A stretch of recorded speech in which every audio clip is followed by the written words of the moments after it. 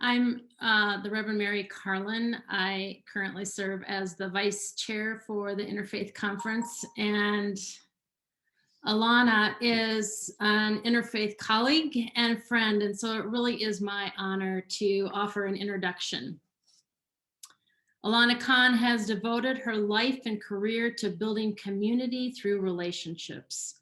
She is the past chair of the Interfaith Conference of Greater Milwaukee and now serves as Associate Dean for Outreach at Spertus Institute for Jewish Learning and Leadership in Chicago. She also formerly served as director of the Jewish Community Relations Council of the Milwaukee Jewish Federation. And in that role, she worked to build bridges across lines of difference by building multiple interfaith and intergroup alliances. Elana is a tireless activist and advocate who has advanced the role of racial, ethnic, and religious equity through her social justice work.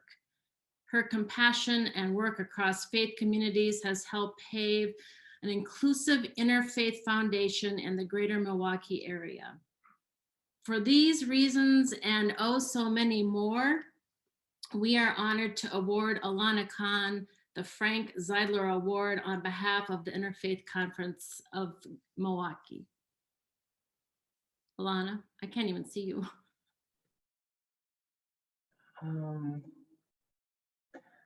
Thank you so much.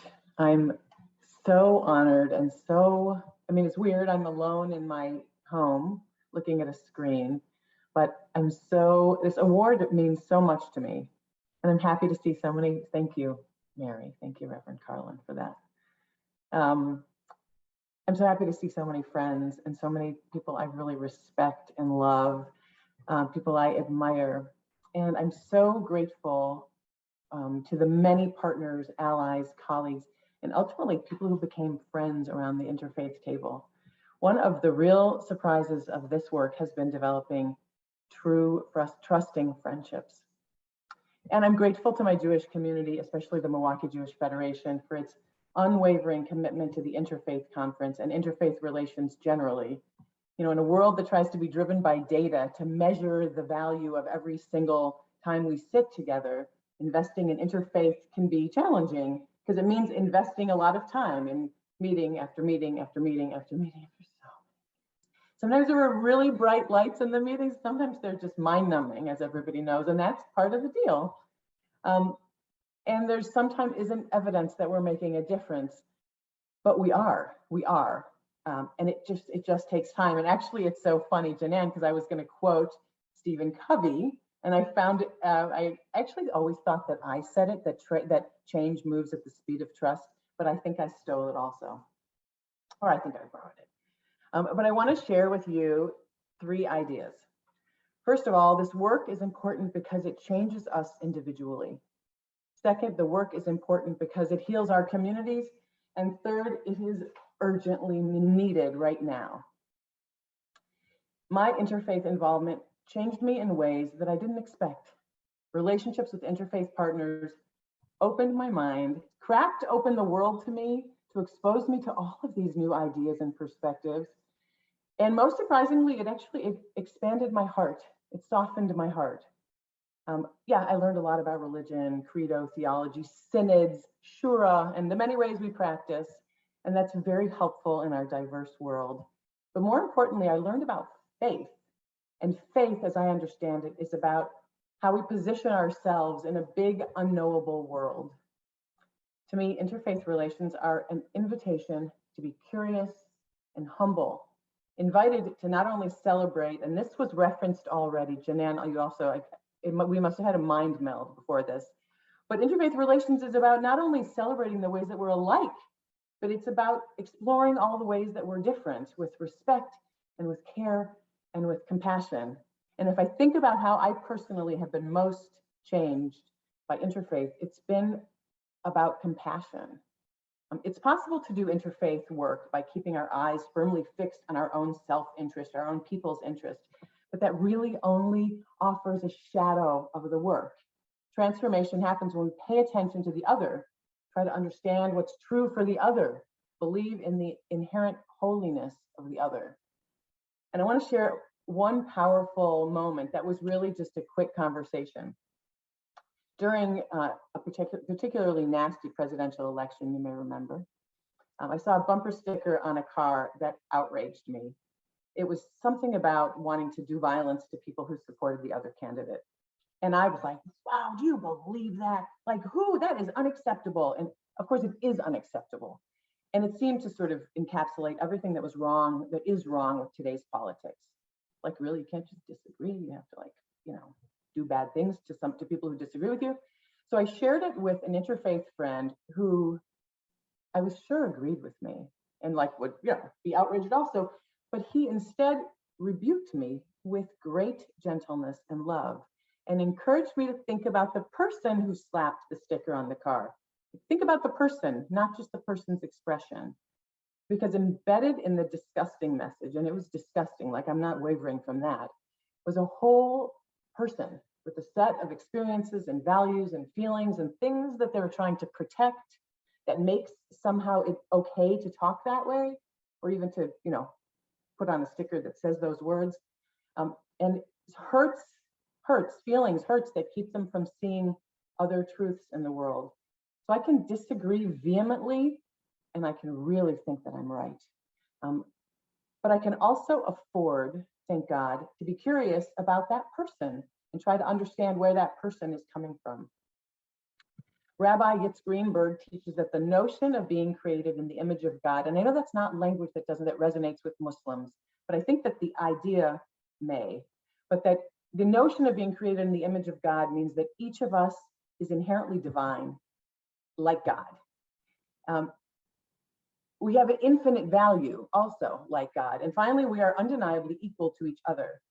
And we change the world not by mirroring the anger and intolerance around us like the sticker, but we change the world by interrupting and reminding ourselves that everybody, even the people with whom we're in conflict, even the people we don't like, deserve our compassion. Interfaith calls us to be softer. And it also calls us to be more resolute in advocating for the well-being, safety, dignity of every single one of us, even those people that we don't really like. So these ideas permanently changed my heart. And here's my second point, they help heal our communities. Interfaith allows us to show up for each other in ways that aren't otherwise possible. Not just a couple of weeks ago in Waukesha, when I heard my friend, Reverend David Simmons, on the radio, here I am in Chicago, but it allows us in many ways. And I'm going to reference what happened in Pittsburgh, because for me, it was a really dramatic expression of the power of interfaith.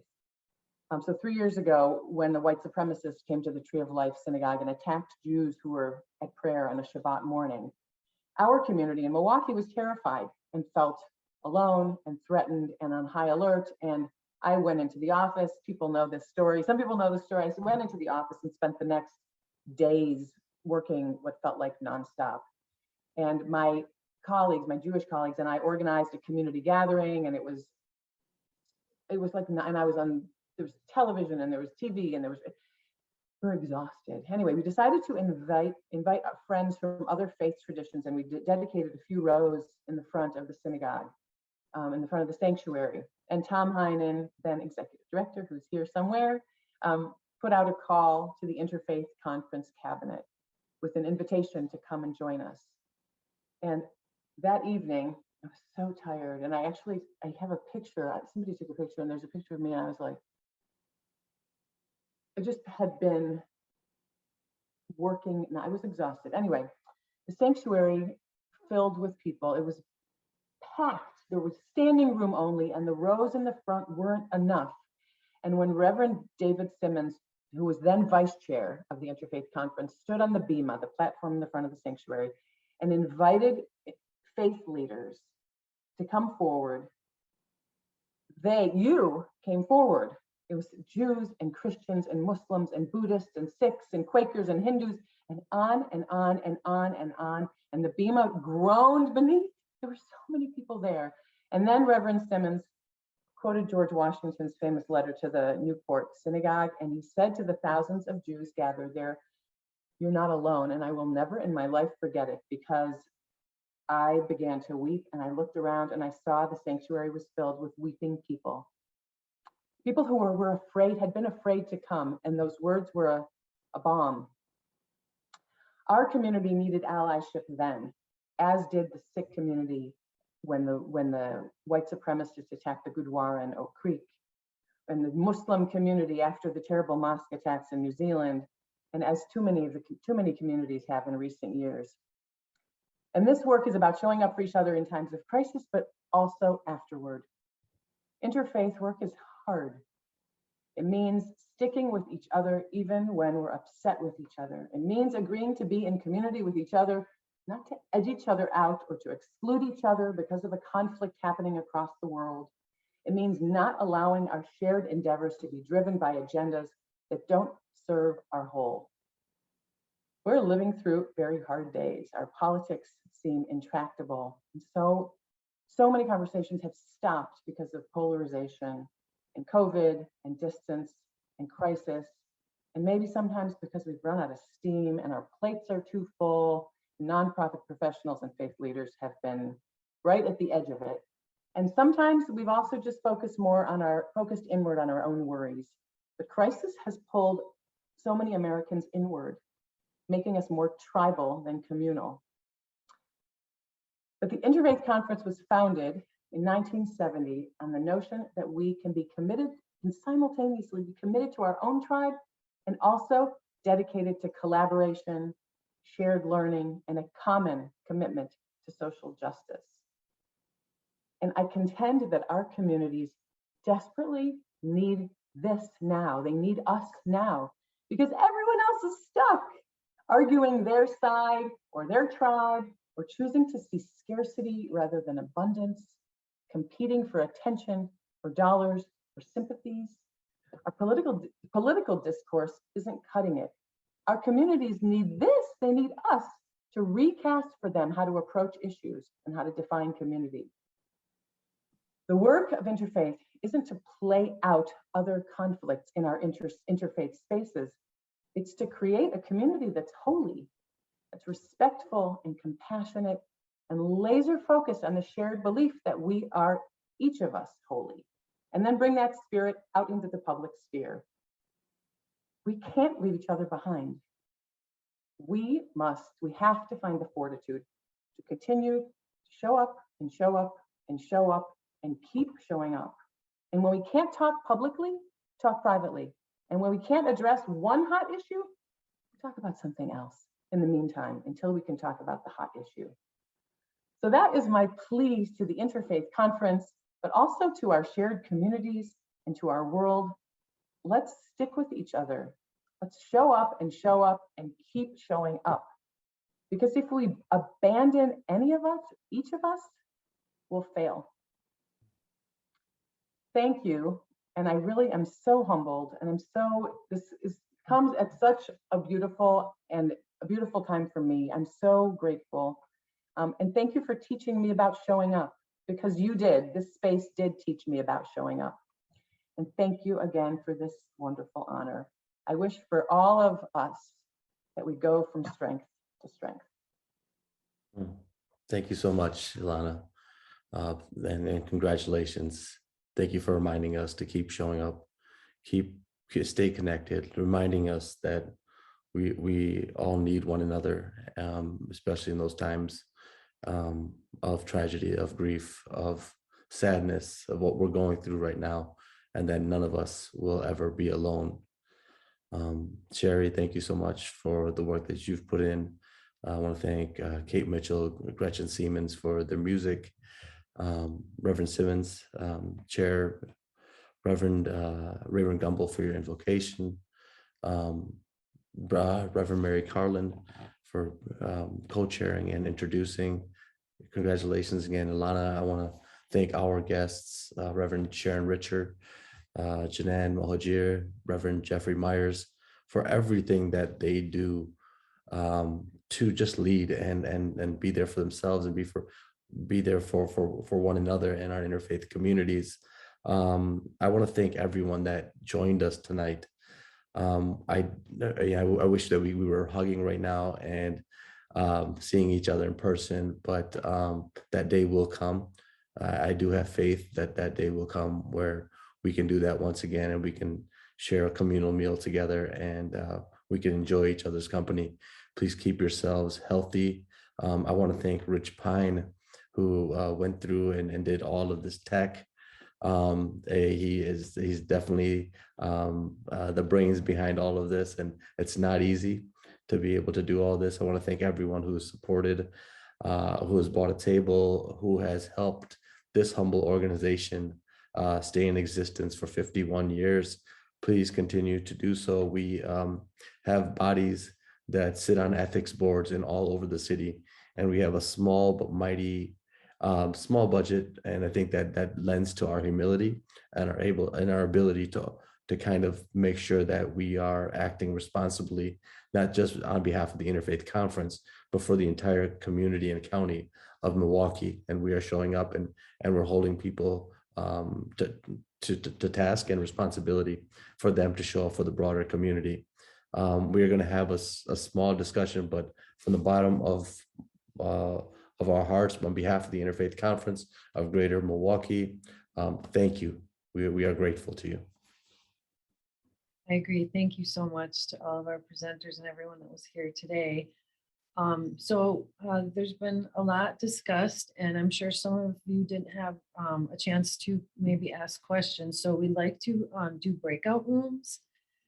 And maybe a question, just for those breakout rooms would be talking about the future and some of the solutions, and how do we turn this hate into understanding of divine diversity of each other.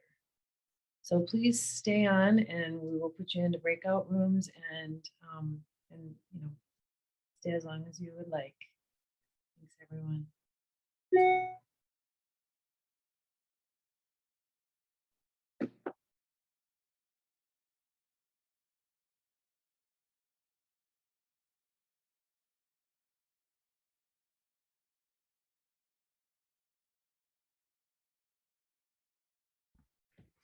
Thank you so much, Shanann. I think you guys are still on a little bit. And I see Reverend Risher. Thank you so much. Rabbi Myers, thank you.